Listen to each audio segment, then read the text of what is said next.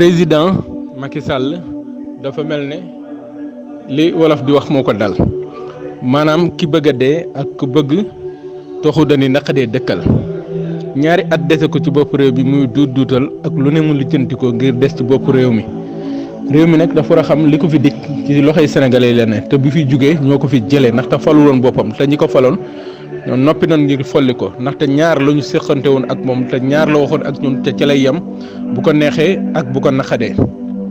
li muy def nag naan ay mandat illimité ak noonu seen du ñu divertir doonul lu ñuy yëngal ndaxte sénégalais noonu noppeetul ngir dund li ñu dund ci fukki at ak ñaar yi président Macky Sall yi sarax si muy jox réew mi jàll ko ci biir social ba ci 43 milliards yoo xam ne ay sarax la sarax soo xam ne weer nga dundee ko képp mu jeex tàkk nga delluwaat di yelwaan loolu taxul ñu fal ko loolu taxul ñu fal ko mooy mu jox ñu liggéey ak i xëy waaye te yu jàppandal yoo xam ne askan wi dinañ ci mën a ne waaye te mën cee jàpp ba ñu mën a utal seen bopp jën waaye boog doon ku ñuy may jën maanaam may ma jën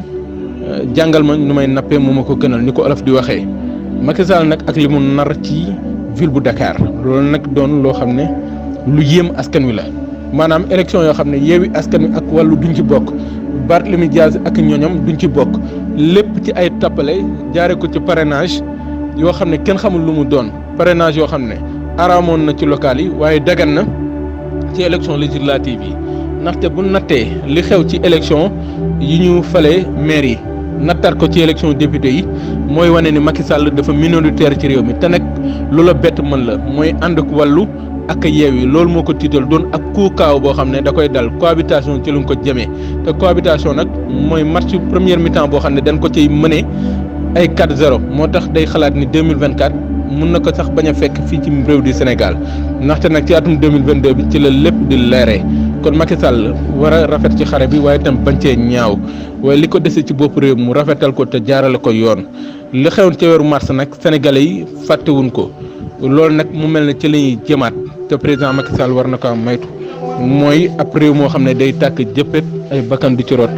te nag naam jaarul woon ci ay néew ba jot ci bopp réew mi kon warul jaar ci ay néew di génn réew mi Yewwi Askan Wi nag war a am fulla ak fayda gu mat sëkk te nag bàyyi seen xiro ak seen ñaayo jël intérêt général def ko seen jiite mooy ñu ànd doon benn xàccandoo doorandoo ni ko Yewwi ak Wallu defee noonu tamit la ko opposition bi yëpp war a defee ngir jàkkaarloog nguurug Macky Sall gi bëgg a génnee Yewwi Askan Wi ci Dakar ndaxte élection yoo xam ne dañ cay dem ci Ndakaaru te Yewwi Askan Wi du doon candidat day mel ne Liverpool ak Real Madrid bi war a football final Ligue des Champions ñu xaar ba na subale match bi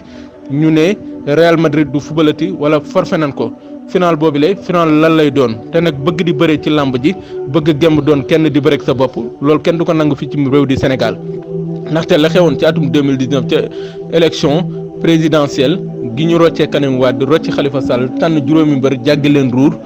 loolu sénégalais yi duñ ko nangooti benn yoon léegi nag li mu jaral président Macky Sall ak i gaayam ngir ñu toog ci réew mi bopp faaw du duñ fi jógee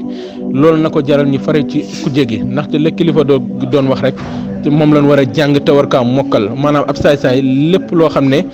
jaral na ko ci ab caay-caayam ngir mu mën ko def ngir des ci bopp réew mi rek bu ko jaralee ñiy xëccoo ak moom réew mi bu boobaa doom dina neex ndeyam te loolu nag fa la ñu egg ak nguuru président Macky Sall gi mooy ku xam sa bopp dal la ko wax te ku xamul buur saay na buur dee na wala ku xamul buur dee na nag ñun la buur nee na neneen mbokk yi kon mu doonoon xalaatu buñ xataab ci